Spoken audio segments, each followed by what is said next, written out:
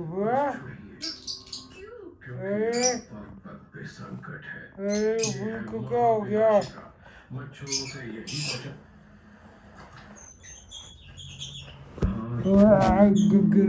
गद्दी लुब्बी काटने आ रही थी, काटने आ रही थी गद्दी लुब्बो। फुर्तीला बंदर नामकरण हो गया।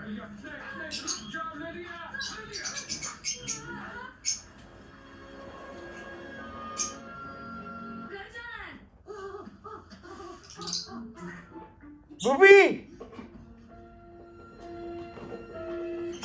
लुब्बी, आए, आए, नहीं कुछ कह रहा लुब्बा, मैं लुब्बी को कुछ कहूँगा कभी, मैं लुब्बी को कुछ कहूँगा।